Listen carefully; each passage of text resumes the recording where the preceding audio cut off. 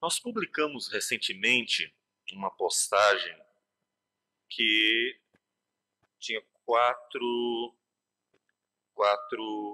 notícias sobre perseguição que tem ocorrido sobre a igreja. Uma das notícias é que uma mulher grávida de 4 meses foi queimada viva por ser cristã. Você já imaginou sua esposa passando por isso? Que triste, profundamente triste. Pelo fato dela dar testemunho de sua fé e não desistir. Pelo fato dela amar a Cristo, foi queimada viva com um bebê de 4 meses na barriga. Uma outra notícia dizia que a China, que é comunista, pretende começar a fechar as igrejas, que eles chamam de clandestinas, porque o cristianismo não é aceito oficialmente lá. E eles então vão começar a perseguir. Uma outra notícia dizia que uma pessoa foi solta, mas 218 ainda estavam encarceradas por causa da fé, presas. Conta-se que há campos de concentração em algumas regiões, Coreia, China, em que há cristãos lá por causa da fé. Se eles estão lá, tem alguma razão. Eles não devem estar negando Jesus. Diante de pressão, diante da dor, diante da angústia, diante do sofrimento, eles não deixam. Se eles tivessem deixado, abandonado, desistido, provavelmente não estariam lá. E as crianças precisam aprender a sofrer por Cristo. Os pais não levam no shopping, nem no aniversário. Os pais não passeiam livremente nas praças. Eles precisam ensinar os filhos a viver como um povo odiado. Simplesmente por uma razão: amar Cristo. Estas e tantas outras notícias que você pode pesquisar na internet, Missões Portas Abertas é uma sugestão. Elas são reais. E isso indica que há uma guerra, uma luta, que o cristão não está num paraíso e que a salvação que o Senhor Jesus nos trouxe, a certeza da salvação, não indica que nós estamos vivendo num paraíso. Não ainda. Mas que nós nos tornamos soldados do Senhor Jesus. Não indica que a partir de agora tudo na minha vida vai ser maravilhoso. Agora eu vou enriquecer, vou ter mais de um carro, tudo na minha vida vai dar certo, nada mais vai dar errado, não vou ter problemas de saúde e a minha vida somente será adornada de bênçãos. Diga isso para quem está sofrendo por amor a Cristo nestes países. E eles dirão para você o que eles estão vivendo. E por amor a Cristo. Não. Jesus não nos chamou para viver um paraíso ainda. A primeira coisa que ele entregou para nós foi uma armadura. Mas, Senhor, o Senhor me chamou para a salvação. Por que uma armadura? Eu esperava uma toga, vestes leves, brancas, que indicassem que agora eu estou vivendo num paraíso. Mas o Senhor me entregou uma armadura. Armaduras são para a guerra. Armaduras são para lugares hostis. Armaduras são para soldados. Armadura é para que nos defendamos e ataquemos. Por que uma armadura? Porque a primeira etapa da vida cristã não é um paraíso. É uma guerra. Uma real guerra. Nós vamos para Efésios, capítulo 6. Efésios, capítulo 6, versículos de 10 a 20. Porque hoje, dando sequência à exposição de Efésios, nós vamos concluir a carta. Vamos fazer o encerramento desta série de exposições. Diz assim a palavra do Senhor: quanto ao mais, sede fortalecidos no Senhor e na força do seu poder. Revesti-vos de toda a armadura de Deus, para poderdes ficar firmes contra as ciladas do diabo. Porque a nossa luta não é contra o sangue e a carne, e sim contra os principados e potestades, contra os dominadores deste mundo tenebroso, contra as forças espirituais do mal nas regiões celestes. Portanto, tomai toda a armadura de Deus, para que possais resistir no dia mau, e depois de terdes vencido tudo, permanecer inabaláveis. Estai, pois, firmes, cingindo-vos com a verdade e vestindo-vos da couraça da justiça. Calçai os pés com a preparação do evangelho da paz, embraçando sempre o escudo da fé, com o qual podereis apagar todos os dardos inflamados do maligno. Tomai também o capacete da salvação e a espada do Espírito, que é a palavra de Deus, com toda oração e súplica, orando em todo o tempo no Espírito, e para isto, vigiando com toda perseverança e súplica por todos os santos, e também por mim, para que me seja dada, ao abrir da minha boca, a palavra, para com intrepidez fazer conhecido o mistério do Evangelho, pelo qual sou embaixador em cadeias, para que em Cristo eu seja ousado para falar como me cumpre fazê-lo. Senhor Deus amado, todo louvor, toda honra e toda glória ao Senhor. Agradecemos, Senhor, pela salvação, sim, mas também agradecemos porque ela foi acompanhada com o privilégio de podermos lutar por Cristo, guerrear pelo Senhor, por amor àquele que nos salvou. Ó Deus, conforme a Tua palavra, que o Senhor possa quebrantar corações, para que ao ouvir esta palavra, que é Teu poder para a salvação, os corações aqui presentes possam ser transformados. E assim, pelo poder do Teu Espírito e palavra, possa, Senhor Deus, haver alegria da salvação. Opera em nós, Senhor. Fala conosco nesta noite. É o que nós te pedimos em nome do Senhor Jesus. Amém, Senhor.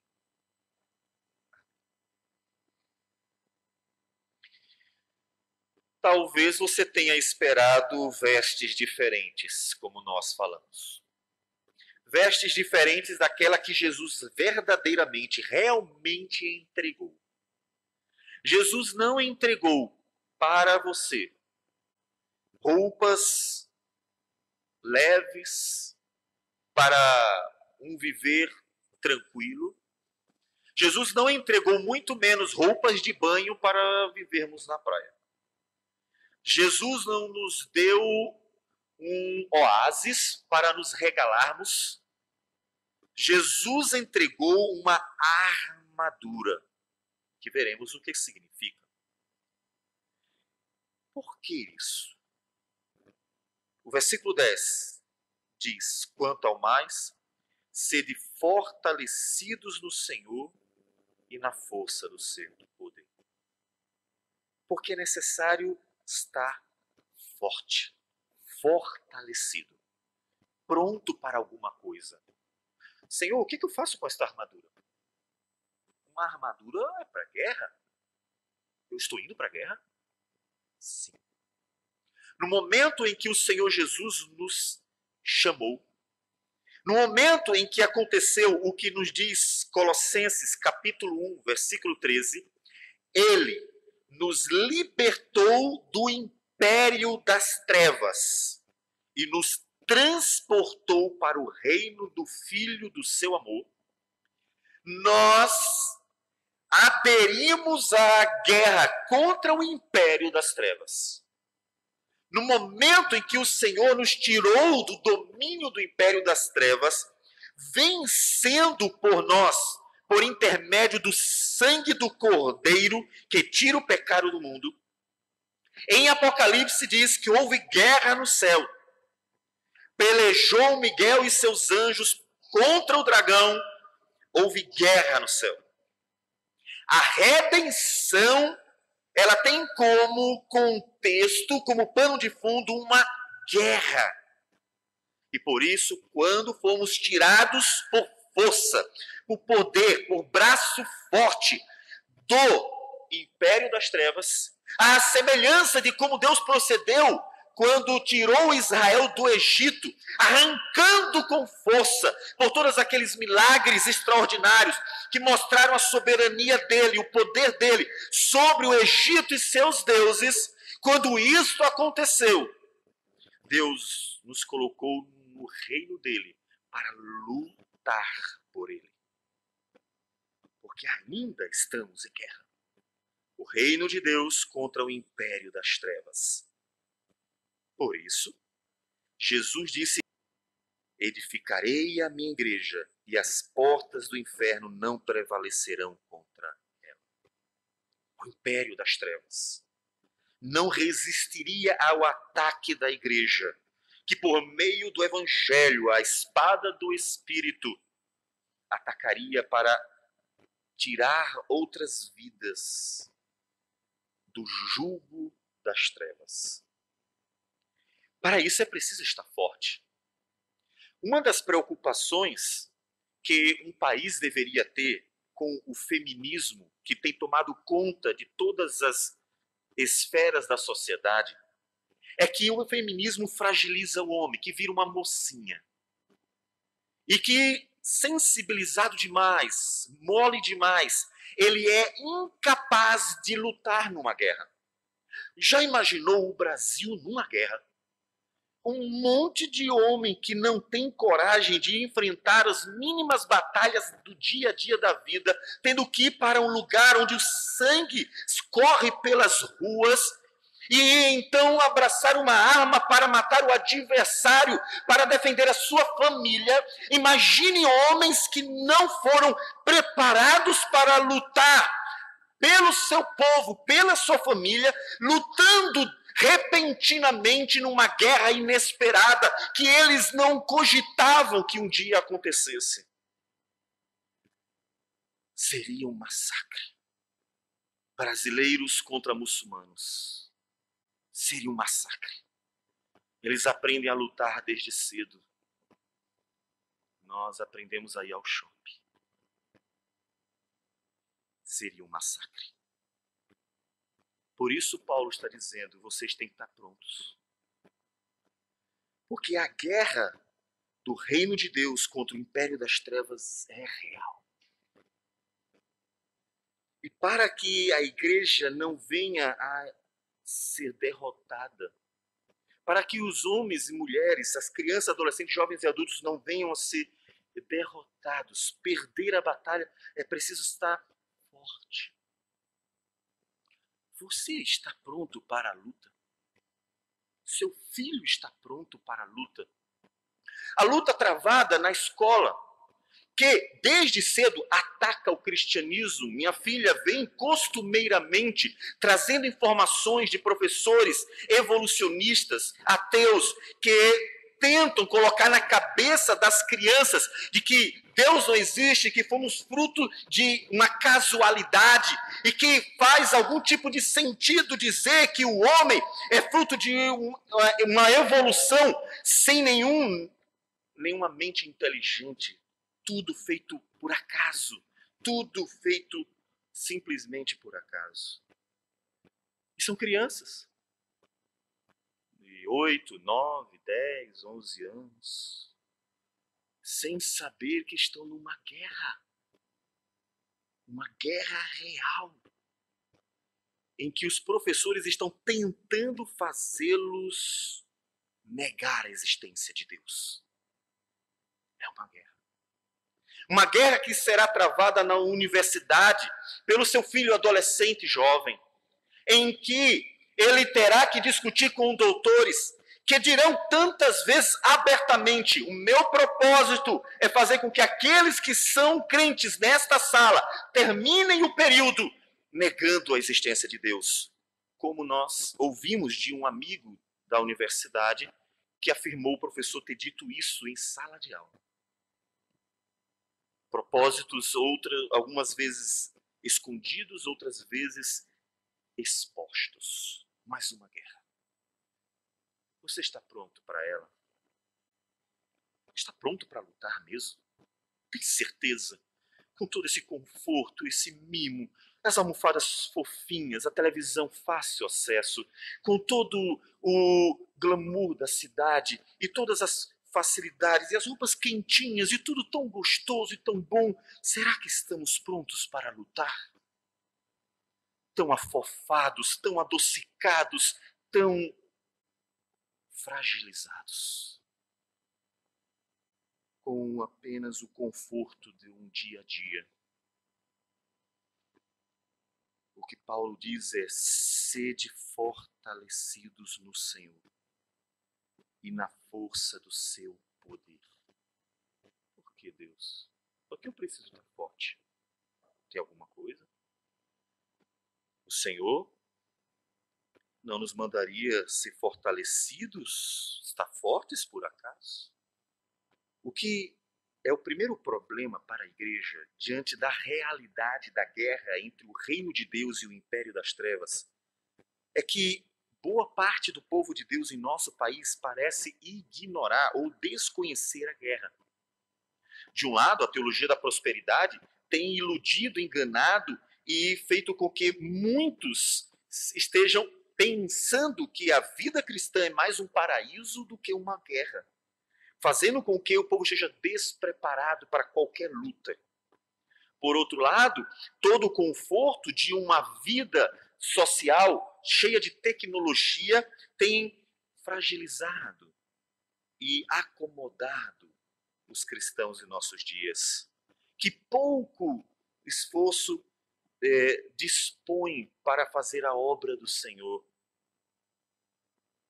E esse é o primeiro problema. Ignorar a realidade é um problema. Ignorar que há um problema a ser resolvido é um problema. Como é um problema para uma pessoa que, estando doente, ignora a doença e não vai ao hospital. É claro que é um problema, porque enquanto ela não estiver consciente da realidade, ela não se tratará. Ignorar a realidade da guerra espiritual do reino de Deus contra o império das trevas é esquecer, ou melhor, é não se preparar para lutar nesta guerra. Então vem o imperativo. O versículo de número 11 é um imperativo, é uma ordem, não é uma opinião, não é uma sugestão, é uma ordem, é um imperativo do Senhor. Revestivos. Coloquem. Chega um general, convoca então os recrutas, entrega para eles a armadura e diz assim: coloquem, vamos à guerra. É uma ordem. Os jovens precisam rapidamente colocar as suas armaduras, porque eles precisam rapidamente estarem a postos, estarem em campo de batalha, estarem prontos para lutar pelo seu povo. Revestivos. Coloquem a armadura de Deus para poderdes ficar firmes contra as ciladas do diabo. Qual é a finalidade desta armadura? Senhor, por que o Senhor está me mandando colocar essa armadura? Eu sou da paz e amor. Nossa, Senhor, amiga, tudo é tranquilo. Eu não gosto de confusão. E o Senhor disse que bem-aventurados os pacificadores, então eu achei que era isso aí. Então, paz e amor. Deixa tudo tranquilo. O pessoal gosta de brigar por aí. Senhor, eu prefiro ficar por aqui. A guerra é inevitável. Não tem como fugir dela. Porque o campo de batalha desta guerra é o mundo inteiro. Não é uma cidade apenas. Não é um país apenas. Não é nem mesmo um continente apenas. É o mundo inteiro. Não tem como fugir. Se não for para a guerra ativamente, lutando pelo Senhor, será morto no campo de batalha por não ter se preparado, por negligenciar que estava numa guerra. Não tem como fugir dela. Não tem. O propósito da armadura de Deus é para que você fique firme contra as ciladas do diabo. Ele é o grande adversário. É importante ter consciência disto. Ele é o grande adversário, o diabo. Por que é importante ter consciência disso? Porque, como disse Paulo no versículo 12, a luta não é contra homens, ainda que eles sejam instrumentos do diabo para perseguir, maltratar, matar, tentar destruir, fazer mal à igreja, fazer mal ao povo de Deus, fazer mal aos cristãos. Mas a luta não é contra ele. Isso muda muito a forma de lutar. Se a luta fosse contra pessoas, apenas contra pessoas, estaríamos armados e matando pessoas. Seria muito mais fácil. Mas a luta não é contra pessoas, porque até muitas delas que estão lutando pelo diabo estão escravizadas e podem ser libertadas, como nós somos. Quantas pessoas como Paulo perseguiu a igreja. Paulo concordou com a morte de um grande discípulo de Jesus, de um homem sábio e cheio do Espírito Santo, o Estevão. Paulo estava lá. Paulo concordou. Paulo foi a Damasco para prender cristãos e entregar para que fizessem o que quisessem com eles. Quer maltratar, quer matar. Paulo foi inimigo da igreja durante um tempo, até que Cristo o resgatou do império das trevas. Saber que a nossa luta não é contra carne ou sangue é muito importante, porque vai nortear o nosso modo de lutar. As nossas armas, eu preciso escolher. Se luto contra homens, eu pego uma arma física, real. Mas se luto contra o diabo, a arma física e real não é adequada. Não vai fazer nenhum estrago. Não vai nos nem atacar, nem vai nos proteger de nada. Preciso de uma arma adequada, uma armadura adequada, porque a luta não é contra carne e sangue. Isso deve conscientizar a igreja para que ela esteja canalizando suas forças, suas energias contra o inimigo certo. Porque quando nós não reconhecemos o inimigo certo, ficamos inclusive nos digladiando, atacando, maltratando, tentando perseguir aqueles que, como nós, são apenas carne e sangue.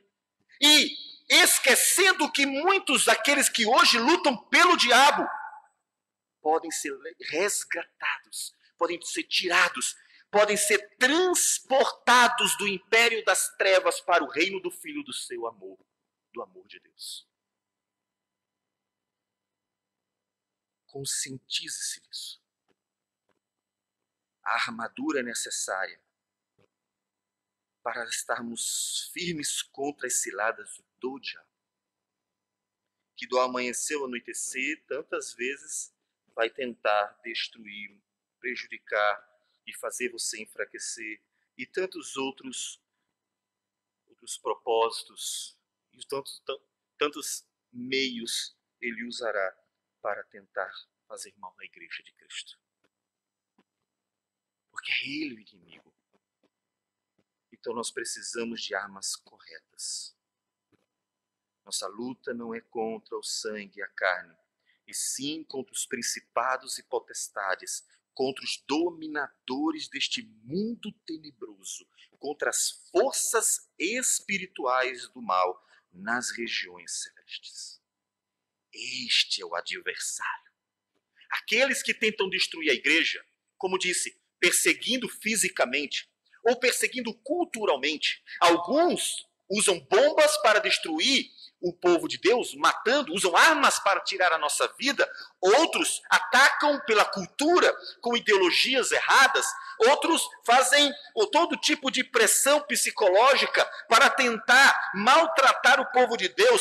Não importa qual seja o meio, esses são instrumentos do diabo para destruir a igreja. Ao nosso ver, dá para, em linhas gerais, identificar duas formas de opressão sobre a igreja em nossos dias. A física, que está bem presente na parte oriental do mundo, dali da região da África para trás. E é uma outra forma de oprimir a igreja, de atacar a igreja, que é a guerra cultural, que está muito presente na parte ocidental do mundo, Europa e Américas. Essas duas guerras são igualmente nocivas. Estas duas guerras travadas contra a igreja têm deixado marcas no povo de Deus. E precisamos estar prontos para lutar e vencer estas guerras. Porque o Senhor Jesus, em Mateus 16, prometeu que a igreja venceria o império das trevas.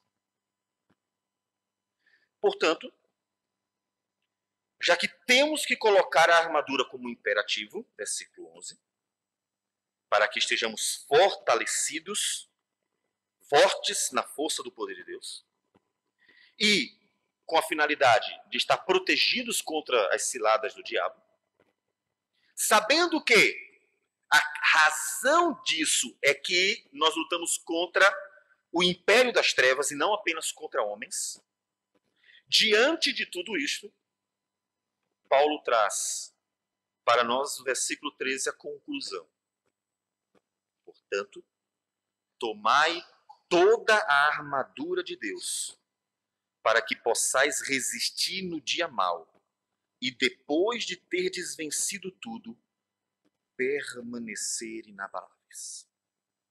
Observem duas coisas nesse versículo. A armadura de Deus nos é dada. Devemos revestir-nos dela, como disse o versículo 11, para que possais resistir no dia mau. Naqueles dias de guerras mais brutais, naqueles dias em que tudo se volta contra, naqueles dias difíceis, os dias maus, está pronto para resistir, para não sucumbir, para não abandonar a fé. Foi tanta pressão, foi tanto maltrato, foi tanta pressão cultural, foi tanto ensino evolucionista, foi tanto feminismo, foi tanto ateísmo, foi tanta pressão do mundo pagão, tanto mundanismo, foi tanta pressão física, tanto maus tratos, tantas exigências para que se negue Jesus, foi tanta coisa oprimindo, tanta coisa martelando sobre a mente e o coração, que então terminou por desistir.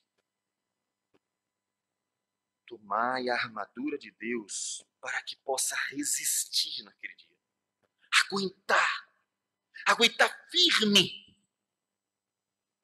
Aqueles que já assistiram filmes de espião, guerra, coisas dessa natureza, sabem que de vez em quando aparece a figura de um personagem principal em que ele é preso e ele é ameaçado. Ele é maltratado. Ele passa por todo tipo de tentativa de tirar dele uma informação secreta. Aquele personagem, ele é maltratado de todas as formas possíveis, consideradas suficientes para ele não resistir. E como personagem principal de um filme que é uma ficção, ele consegue resistir. É isso que o Senhor quer. que no dia mau, em que estejamos diante das forças inimigas, de todas as pressões possíveis, sermos capazes de resistir, aguentar, não desistir da fé e continuar firmes. O primeiro ponto é resistir. Resistir firme no dia mau. E depois de vencer, permanecer inabalável. Continuar constante. Não volúvel, não como as ondas do mar que vão e vêm, mas firmes como uma rocha. De forma que tanto estejamos prontos para os dias mais difíceis, quanto tenhamos uma constância necessária para a vida cristã. Constância essa que hoje nós lemos na leitura alternada no livro de Hebreus. Pois o autor de Hebreus nos disse que receberíamos a vida eterna, ou seja, o descanso, caso perseveremos. Caso continuemos firmes até o final. Caso não desistamos. A vida eterna é para quem persevera até o fim. Jesus disse, aquele que perseverar até o fim, esse será salvo. Não importa quantas pessoas passem pela igreja. Não importa quantas pessoas venham a frequentar cultos. Não importa quantas pessoas sejam membros de igrejas. Não importa. Aquele que perseverar até o fim, esse será salvo. E para que não desista, ele diz, revesti-vos de toda a armadura de Deus. Você já deve ter observado que nossa vida, ela é contemplada de vez em quando com dias maus. Já teve dias maus? Dizem que parece que tudo dá errado. Dias em que nós recebemos ataques de todas as formas. Talvez você diga, eu tive dias maus. Hoje eu diria que não foram dias tão maus.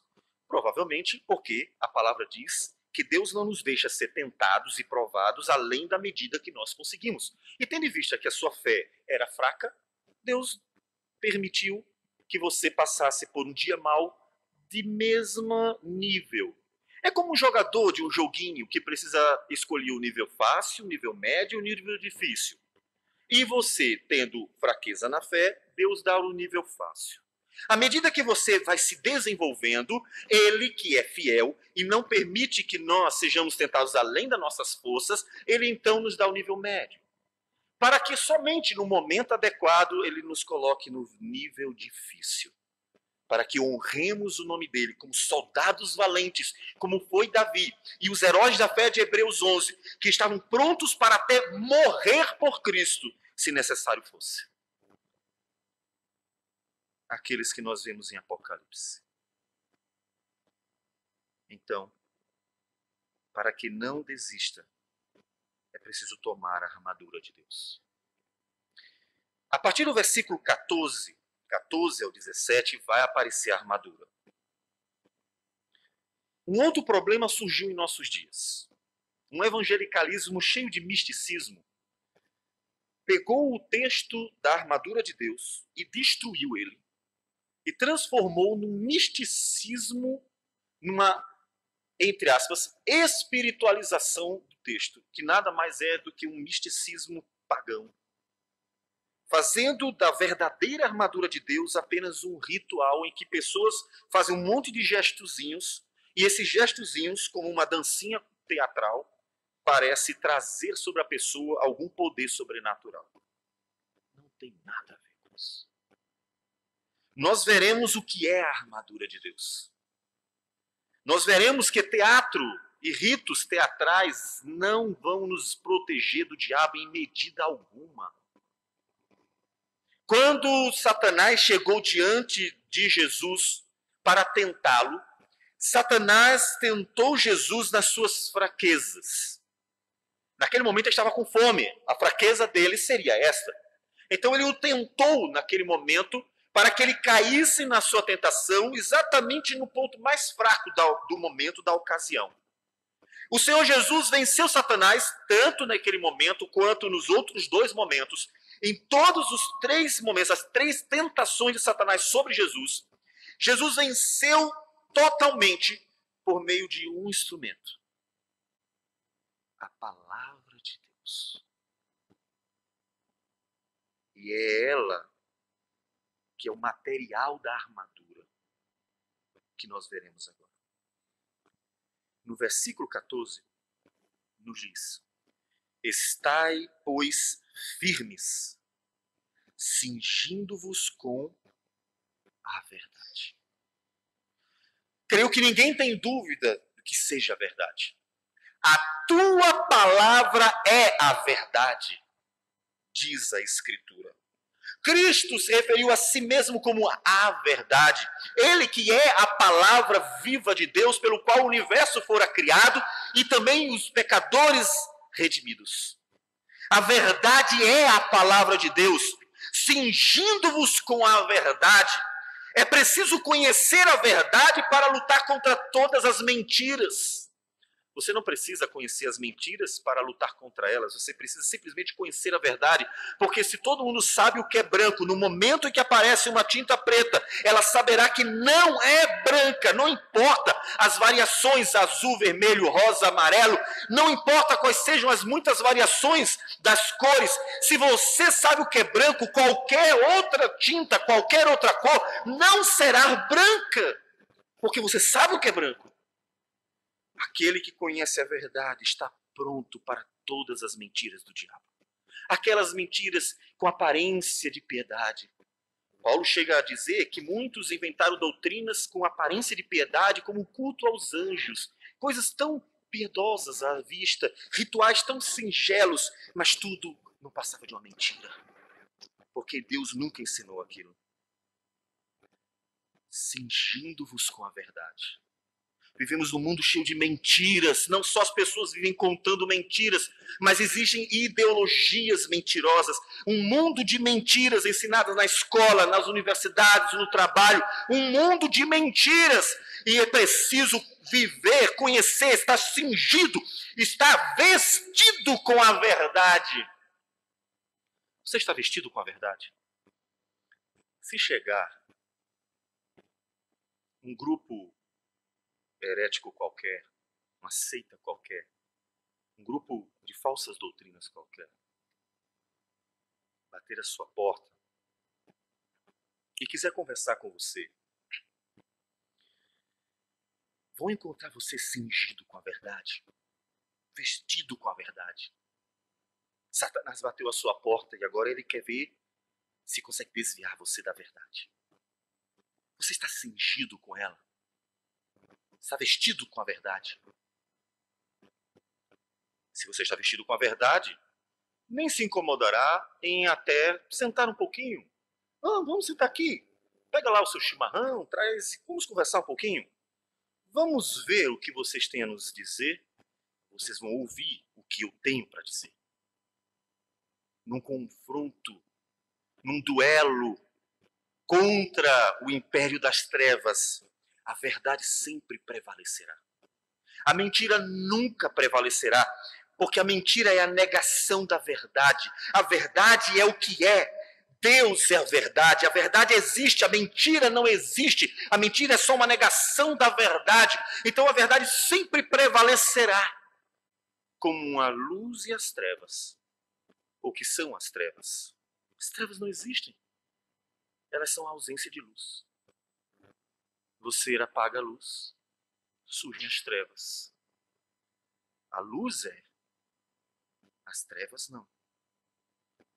Você precisa estar cingido da verdade. Como fazer isso? Você lê Bíblia? Você vem para a escola dominical? Você ouve as pregações com o coração pronto para aprender? Você pode participar do curso teológico, que é gratuito? Você tem outros momentos que a igreja proporciona? Você tem a sua casa, seus intervalos, seus momentos para dar uma lida? Tem planos de leitura lá atrás que contemplam um ano inteiro, 365 dias, para que leia a Bíblia em um ano. Todo ano uma leitura da Bíblia.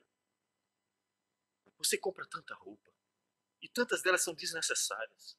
Gasta tanto dinheiro em futilidades, apenas para mostrar à sociedade algo, uma aparência. Esqueceu de se vestir com o principal. Vista-se com a verdade. Nenhuma roupa, por mais bonita que seja, nenhuma roupa, ela levará você à verdade. Ou mostrará que você vive a verdade. Ou dirá a verdade por você. Nenhuma. É preciso vestir a verdade. E em vez de estar gastando dinheiro com muitas roupas, poderia estar gastando, investindo tempo com a verdade. Gastamos tanto tempo e dinheiro com coisas fúteis da vida e nos esquecemos das coisas essenciais. Aquelas que Deus ordenou. Aquelas que Deus mandou. Vista a verdade. Vista a verdade. Estai, pois, firmes, cingindo-vos com a verdade. Agora ele chega para um segundo traje da armadura de Deus. É para colocar uma couraça que nos protege, que nos deixa mais fortes para o combate pessoal. Coloque a couraça da justiça. Quando nós vamos para Romanos, capítulo 1, no versículo de número 17, a palavra do Senhor nos diz, pois não me envergonho, versículo 16, depois o 17. Pois não me envergonho do Evangelho, porque é o poder de Deus para a salvação de todo aquele que crê, primeiro do judeu e também do grego. Versículo 17. Visto que a justiça de Deus se revela no Evangelho, de fé em fé, como está escrito, o justo viverá pela fé. Colocar a couraça da justiça é simplesmente confiar na justiça de Cristo Jesus, o justo. Outra vez nós somos conduzidos para a revelação divina, para a palavra de Deus, que é a verdade, mas que também é a pregação da justiça divina. A certeza de que Cristo é a minha justiça, de que sou justificado em Cristo, me protege de todas as dúvidas que Satanás costuma colocar nas pessoas, no coração delas. A dúvida de se eu consigo viver como cristão depois de ter cometido um pecado. A dúvida de se eu posso confiar plenamente na justiça de Jesus para que eu me alegre no Senhor, em vez de estar tentando satisfazê-lo de alguma forma, como se quisesse alcançar uma justiça extra. A couraça da justiça me protege das muitas tentativas do diabo de colocar a dúvida no meu coração sobre aquilo que Cristo fez por mim e que eu me apropriei quando eu criei nele, quando eu entreguei minha vida a ele, porque eu acreditei que ele era o meu justificador. Satanás sempre coloca dúvida. Nós vimos isso em Adão e Eva, quando ele colocou dúvida no coração de Eva. E vimos isso ele tentando fazer com Jesus, colocar dúvida em Jesus. Inclusive usou até a palavra para isso. Quantas pessoas em nossos dias não vivem dúvidas? Quantas pessoas chegam a não ir para a igreja porque diante de uma fraqueza, de uma fragilidade, de um pecado cometido, de alguma coisa, elas então se sentem não merecedoras de estar na presença de Deus. Isso é uma dúvida diabólica, porque é aquela sensação de que eu preciso ser bom aos olhos de Deus para que Deus me aceite. Então a justiça de Cristo se torna completamente ineficaz, completamente desnecessária, se eu preciso alcançá-la por minhas próprias forças. Colocar a couraça da justiça é confiar na obra redentora de Cristo. E de tal forma ter a certeza no coração, no peito, que nenhuma tentativa de me colocar em dúvida, me fazer duvidar, de querer desistir de andar com Ele por causa das minhas fragilidades, de perceber que ainda sou um pecador, nenhuma dessa tentativa será bem sucedida, porque a couraça da justiça faz com que eu esteja seguro. Eu sei que sou um pecador, mas também sei que não foi por causa da minha justiça que eu acheguei a Deus, que eu me tornei filho de Deus, que eu passei a ser parte de um povo de Deus, da família de Deus, que eu tenho esperança da vida eterna. Não é por causa da minha justiça, porque sei que não sou justo em nenhuma medida, mas confiando na justiça do justo e justificador Jesus, eu então posso viver em paz. Viver em paz com Deus. Como Paulo nos diz também no livro de Romanos, da seguinte forma: justificados, pois, mediante a fé, temos paz com Deus, por meio de nosso Senhor Jesus Cristo. Romanos 5, 1. A confiança na justiça.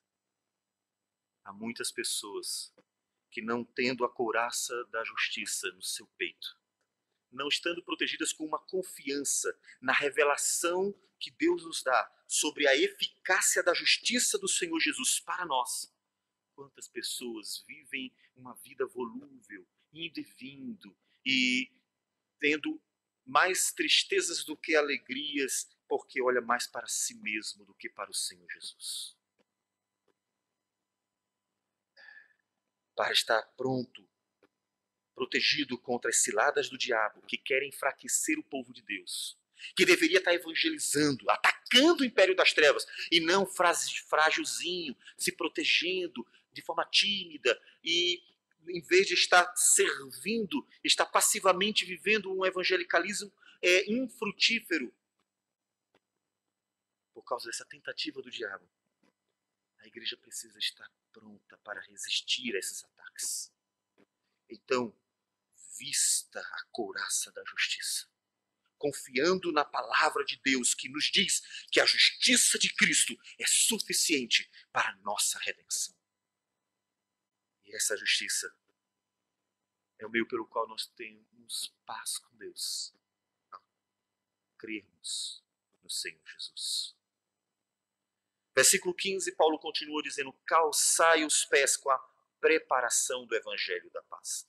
Outra vez nós vamos para a palavra. Observe, todos os elementos da armadura de Deus apontam para a palavra de Deus. Ela é o material, ela é a essência da armadura do cristão. Portanto, precisa o cristão ir até a palavra de Deus.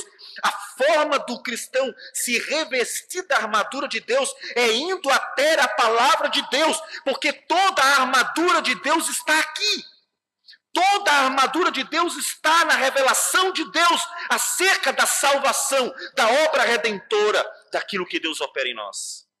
É por isso que os cristãos em nossos dias são tão fracos, porque poucos conhecem a palavra de Deus. Poucos têm condições, então, de se vestir, de revestir-se da palavra, da armadura de Deus. Calçai o evangelho da paz. O evangelho que nós devemos levar às pessoas. Quão formosos são os pés daqueles que anunciam as boas novas. Vistam o evangelho da paz. Este evangelho que nos leva a levar ao mundo, a anunciar ao mundo a redenção em Cristo. O evangelho que nos motiva, porque, como disse Paulo, nós somos constrangidos por Jesus, pelo amor que ele teve para conosco, a ter uma atitude, a ir ao mundo levar o evangelho, a fazer algo. Vista o evangelho da paz. A gente orou por 2 famílias de missionários. Eles foram longe. Nepal, Portugal e tantos outros estão em todos os outros lugares. Nós temos uma cidade pequena. Onde é que você tem ido? Muitos não vão nem na esquina. Mas para ir para o shopping, percorrem quilômetros. Para comprar uma roupa, até mais. Para ir a uma pizzaria, até de madrugada. Mas para falar de Cristo, nem em plena luz do dia, na esquina de seu Joaquim. Está sem o evangelho da paz nos pés. E despreparado, o evangelho da paz é incapaz de anunciar às pessoas o evangelho da salvação. A salvação do Senhor Jesus. E não servindo para atacar o império das trevas por meio do evangelho da paz, como veremos, da palavra de Deus, que é a espada do Espírito, então se torna infrutífero, inútil para o combate do Senhor. E jamais poderá dizer, combati o bom combate. Jamais. Vista o evangelho da paz. Você vestiu uma bota tão bonita, um sapato tão bonito, um tênis tão bonito, e tantos outros calçados que quase parecem um desfile de moda. Tantas coisas bonitas são vestidas, e cadê o evangelho? Formosos são os pés, não daqueles que têm uma botina. Formosos são os pés daqueles que têm o evangelho da paz. Formosos são os pés daqueles que, tendo o evangelho da paz, anunciam as boas novas, porque são movidos e conduzidos pelo evangelho da paz a ir e levar esta paz de Deus que Cristo tem para todo aquele que nele crê. Vista o evangelho da paz. Porque é o único que pode nos levar ao meio do campo de batalha para salvar vidas em Cristo Jesus. Versículo 16 diz: embraçando sempre o escudo da fé, com o qual podereis apagar todos os dardos inflamados do maligno. O diabo ataca também. Ainda que as portas do inferno não prevaleçam contra a igreja, o diabo não fica só na defensiva, não. Esperando o nosso ataque e sabendo que não vai vencer, então fica na dele. Muito enganados estão aqueles que acham que o diabo não ataca. Ataca e ataca bastante. E Paulo diz, como ele ataca e ataca bastante, é preciso ter o escudo da fé. O que é a fé? A fé, segundo a Escritura, não é um fideísmo, simplesmente pensar positivo. Eu sei que tudo vai dar certo. Eu sei que tudo vai dar certo. Isso não é fé, isso é misticismo. E tantas vezes dá errado. A fé que a Escritura nos ensina é a confiança na palavra de Deus, nas promessas do Senhor. Por isso o diabo chegou para Jesus e lançou um dardo inflamado. Jesus, está escrito na Bíblia que se o Senhor tropeçar, os anjos vão lá e vão acolher. Já não está escrito? Então, se joga daqui. Não vai acontecer nada. Nem olhe para baixo. Não tem problema, não. Os anjos vão acolhê-lo. Estará protegido. Mas Jesus estava com o escudo da fé. A sua confiança não era como um pensamento positivo que tudo vai dar certo. A sua confiança era na palavra de Deus. A sua confiança era nas promessas do Senhor. Ele não tinha uma fé que dizem muitos era um salto no escuro. Não, isso não é fideísmo. Fé, a palavra de Deus nos diz que fé é a verdadeira confiança nas promessas de Deus, como teve Abraão ao ouvir a promessa do filho prometido, como teve Davi ao confiar na promessa do herdeiro escolhido, como tiveram todos aqueles que receberam a promessa da redenção e por causa disso permaneceram firmes esperando o cumprimento delas. O escudo da fé é a certeza do que Deus prometeu. Você sabe? Você sabe o que Deus prometeu? Há tanta gente por aí acreditando em promessas mentirosas. Há tanta gente por aí esperando coisas que Deus nunca prometeu. Há tanta gente por aí com um fideísmo vazio, pois não sabem nem sequer por que creem naquelas coisas. abraçar o escudo da fé, fazer o que Jesus fez com o diabo. Diabo, é verdade, está escrito. Mas não foi isso que ele quis dizer, não. Ele não quis dizer que eu posso me jogar no escuro e Deus vai estar lá embaixo me esperando para me proteger e me segurar, não. A Bíblia diz, não tentarás o Senhor teu Deus. E com o escudo da fé, ele se protegeu dos dados inflamados do maligno que tentou destruí-lo naquele momento. Por não conhecer a palavra de Deus, as promessas de Deus, muitas pessoas caem em tentações do diabo. E pensando que são bênçãos divinas, na verdade estão recebendo reinos malignos do diabo, que também prometeu para Jesus, tudo isso, se prostrado me adorares, eu te darei.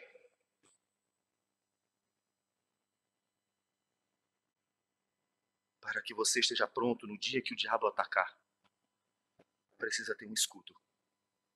Não vá sem escudo, não. Você é um alvo fácil. Todo o seu corpo estará como um alvo fácil. Vá com o escudo da fé. Porque as setas malignas do diabo procuram acertar onde você é mais frágil, nas suas dúvidas. E enganando você, levará você à morte. Portanto, você precisa conhecer as promessas de Deus. Você conhece? Você conhece as verdadeiras promessas do Senhor? Você conhece realmente? Quais são? Conheça as promessas de Deus e creia nelas. E não em promessas vazias de homens vazios. Creia nas promessas de Deus, porque elas são o alvo da nossa fé. E só elas. Tomai também, versículo 17, o capacete da salvação. O capacete, vocês sabem, nos protege das muitas pancadas que se pode receber numa guerra. Hoje é o capacete que protege até de algumas balas. O capacete visa nos proteger. Proteger a nossa mente.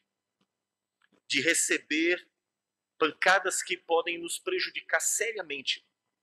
Porque uma pancada na nossa mente, ela ou nos inutiliza ou nos mata. Coloca o capacete da salvação. Evolucionismo é uma ideia. Feminismo é outra ideia.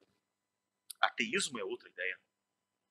E os muitos paganismos, os diversos ismos desta cultura pagã são ideias. Há muitas ideias que o mundo tem trazido dentro desse relativismo, desse pluralismo, em que não existe verdade absoluta. Tudo isso são ideias. E as ideias podem matar. Então coloque o capacete da salvação. A certeza acerca do que é a salvação. O conhecimento da salvação tão certo na sua mente que as ideias que vêm atacando não venham a ferir você. Não venham a inutilizar você. Cristãos, como recentemente descobrimos ou tivemos o conhecimento de uma pessoa que até então era cristã, começou a aderir ideias judaizantes que levaram para uma distorção sobre a pessoa de Cristo e começou a aceitar essas ideias como se fossem verdadeiras. Nós provamos por A mais B que elas não são bíblicas, mas provavelmente essa pessoa não tem o capacete da salvação. E as ideias estão inutilizando ela. E podem levar à morte. Porque recebeu uma pancada e foi na cabeça. E despreparada, não foi protegida. Proteja sua mente com o conhecimento da salvação. A certeza do que é a salvação. Para que você esteja pronto para essas pancadas. E por fim, a espada do Espírito, que é a palavra de Deus. Nós não atacamos com outras armas. São inúteis. Você pode se sentir o cara mais macho do mundo com a machadinha de Thor. Mas ela é inútil contra o império das trevas. Não faz nada. A armadura que nos protege é esta. E a arma que de fato é eficaz para atacar o império das trevas é a palavra de Deus. Observe que no diálogo entre Jesus e o diabo, tudo se resumiu à Escritura Sagrada. O diabo usava a palavra, Jesus usava a palavra, e num confronto de palavras, Jesus mostrou-se vencedor porque ele manejava bem a palavra de Deus. Ele conhecia a Escritura. Então ele atacou o diabo com a espada do Espírito e venceu. Mas, se o cristão conhecer menos a palavra do que o diabo, ele vence. E não são poucos que em nossos dias conhecem menos a Escritura do que o diabo. Que usou a Escritura contra Jesus. Então não pense que ele desconhece, não. Ele conhece, não segue, mas ele conhece. Tiago diz que o diabo até crê e treme em Deus. Crê em Deus e treme. Ele pode não seguir, mas ele sabe quem é.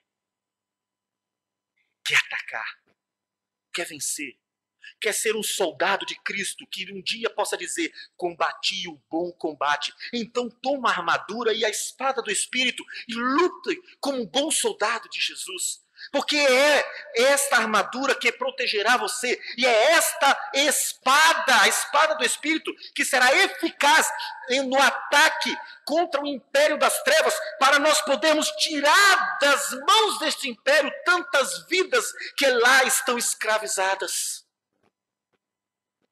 Então, outra vez, vá para a palavra de Deus, conheça de todo investimento que se pode fazer no mundo, de todo o dinheiro gasto em educação, das fortunas das escolas, gaste com a palavra de Deus, porque o seu filho pode ser tudo neste mundo, mas só vencerá se conhecê-la. Não importa quantos diplomas você tenha neste mundo, um único conhecimento é eficaz na guerra contra o diabo. E é o conhecimento da palavra de Deus. Só Ele pode fazer-nos vitoriosos nesta luta. Mas como tudo isto é feito na dependência do Senhor, versículo de número 18, Paulo diz: com toda a oração e súplica. E então se refere a si mesmo também.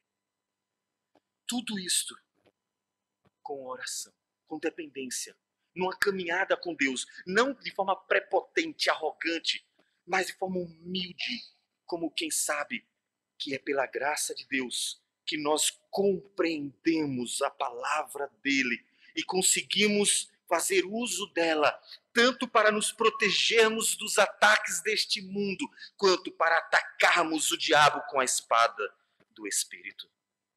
Então é em oração. A história é testemunha de teólogos que não tinham uma vida com Deus. São chamados de teólogos liberais. Alguns são chamados de neo-ortodoxos. Todos eles, no final, são teólogos vazios.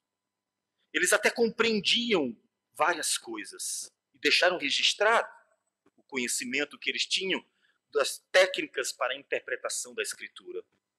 Mas eles estavam tão vazios que não conseguiam aplicar aquilo à própria vida. Portanto, ao mergulhar neste universo que é a palavra do Senhor, vá em oração. Porque somente com Deus você entra na palavra dele e degusta da forma que deve degustar. E se banha dela como deve banhar. Então, se vista com a armadura de Deus, se revista com a armadura de Deus, mas em oração. Paulo chegou a dizer: orem por mim, para que quando eu abrir a boca, também me seja dada a palavra com intrepidez, para fazer conhecidos os mistérios do Evangelho.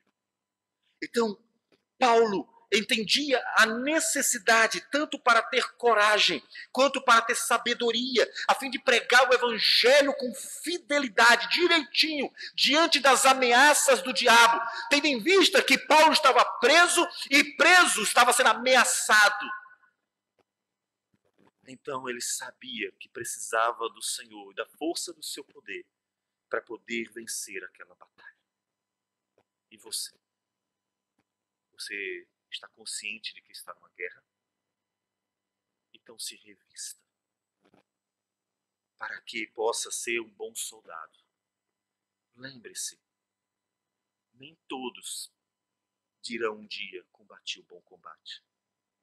Mas todos aqueles que estiverem revestidos e permanecerem até o fim, poderão se alegrar no Senhor, humildemente, por terem ido até o fim e glorificado o nome dele como bons soldados do Senhor. Uma igreja forte é feita de soldados fortes que lutam o bom combate do Senhor, revestidos de toda a armadura de Deus.